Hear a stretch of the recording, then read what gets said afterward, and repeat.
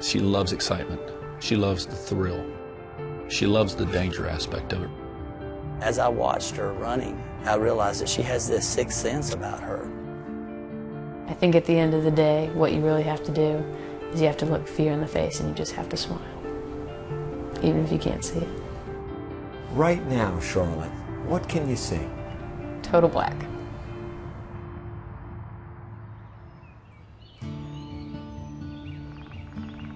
It's a typical school morning at the Brown House in Emory, Texas, 2 hours east of Dallas.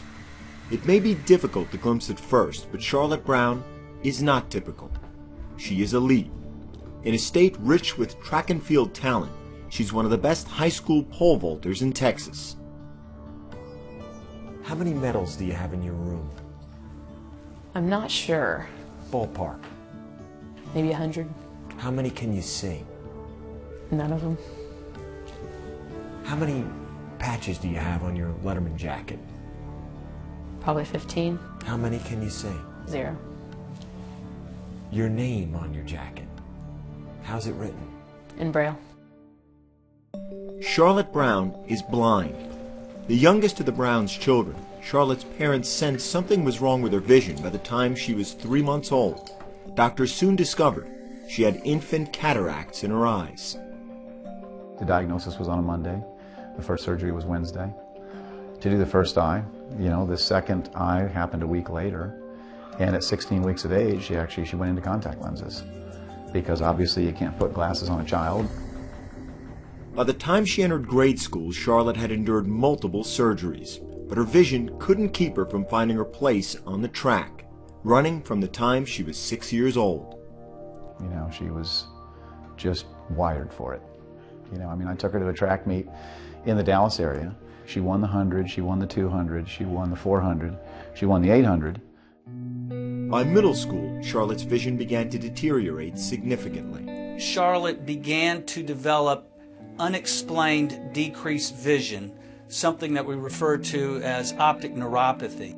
The main nerves of the eyes were inflamed, they were not functioning properly. I had no color vision, and that my field was about 10 degrees, which is about a coffee stir, like something that you stir coffee with. If you looked through that, that's about what I saw. But then make everything blurry and then make it black and white. If her sight was dimming, her determination was growing in everything, including her desire to compete. I just thought, well, we're going to have to figure out a different way to do things like playing sports or something silly like matching shoes. I just figured there had to be a different way to do something. Using the inside lane to help her see the contrast between grass and track, Charlotte continued to race and to win. But before high school, she chose a new challenge. And she said, I'm going to run the 100, I'm going to run the 200, and then I'm probably going to be on the mile relay, and I'm going to pole vault. And, we kind of, our ears perked up. We said, you're going to what? Oh, I'm going to pole vault. And he said, well, can you see the box, which is where you plant the pole? And I said, no. And he said, well, can you see the crossbar? I said, no. And he said, when you get off the ground, can you tell? And I said, no. And I said, well, I got some concerns. She said, great, get out of the way. So, and she won. For Charlotte, vaulting is counting. From the top of the lane to the point of launch is 80 feet. In her stride, that's 7 left steps. That's what she counts, to 7. Then plant, lift, clear. Seeing is not a part of the equation. There are things that can go wrong when you're pole vaulting. We came up with the idea that if we could put down a strip of green artificial turf, that would give her the simulation that it was an infield. And I said, hey, I'm a little bit concerned. And, she just looked at me and she said, hey, well, let me tell you something. If you're 12 or 13 feet in the air and something goes wrong and you're falling out of the sky, good vision will not break your fall. The biggest danger is going up and coming down in what's called the box, which is the concrete part in between the pads. First time you really get any height at all in a jump, you get addicted to it. That's definitely true for me. I love it.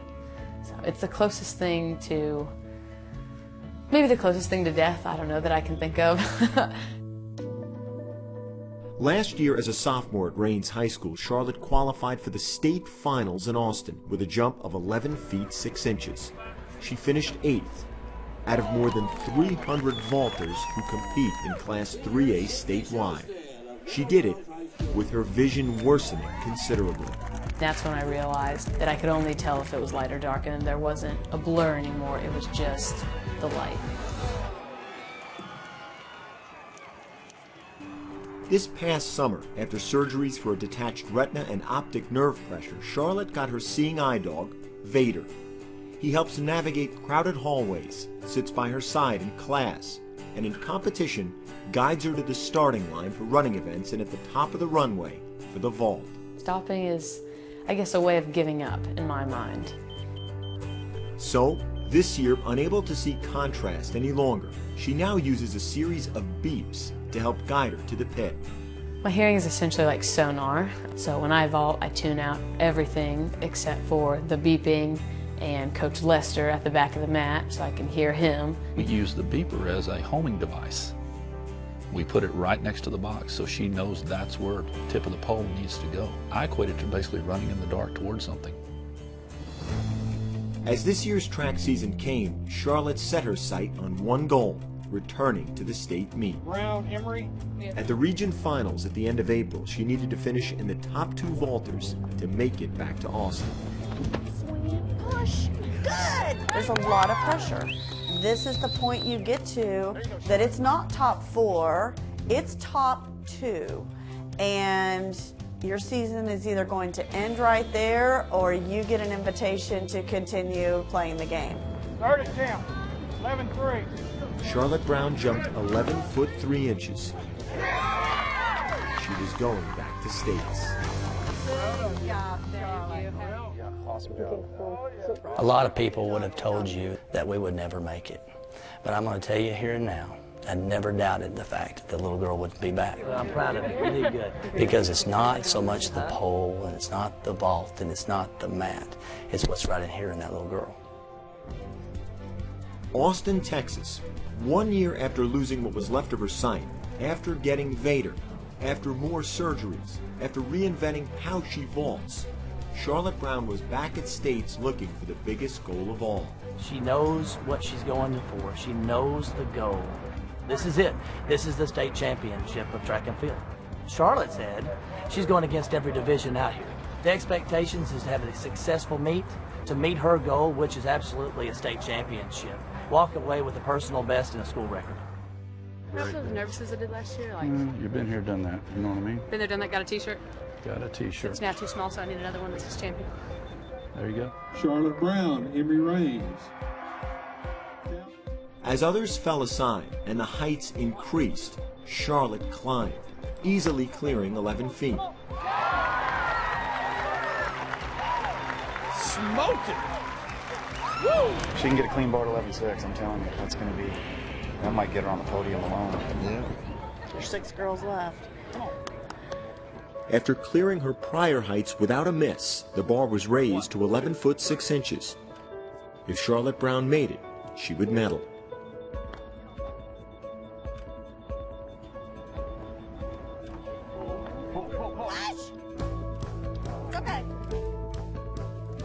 Got to get your feet up. After a second miss, Charlotte Brown would have one final attempt to clear the 11 foot 6 inches and assuring herself of a medal and moving on in the competition.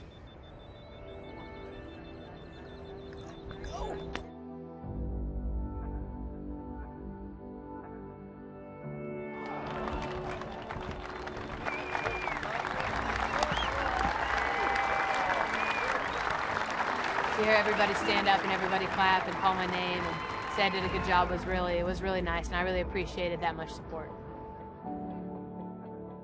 I think most people think, of course, it's frustrating to have to change all the time, but I guess essentially that's what life is. Life is changing all the time. I treat it as more of an encouragement, as a challenge when things change. So when I lost the rest of my vision, I just saw it as, you know, another opportunity to overcome something. The bright side is I'm already totally blind, so I don't have to figure out another way to vault. So I can't get any blinder, so to speak. Pardon my horrible grammar. It's an amazing experience. So last year I went 10 feet and I placed 8th, and then this year I went 11 feet and I placed 4th. So overall, of course, I would have liked to have gone higher and gotten a medal at least, but we have another year to do it, and I'm certainly pleased that I improved from last year. You know what? So many of us focus on what we don't have and what we can't do, instead of looking at why we should and how we can. For Charlotte Brown, the question really isn't how. It's how high. We tried to be, the parents that guided her into making decisions and to going to the next stage in her journey. And now it's really she's the one that's leading that way, and we're just kind of following behind. I think not having my vision hasn't affected the way I necessarily see things. It has affected it. I think it's affected it in a positive manner. And so there's nothing that I would say that I needed to see that badly. I think I've done okay without it.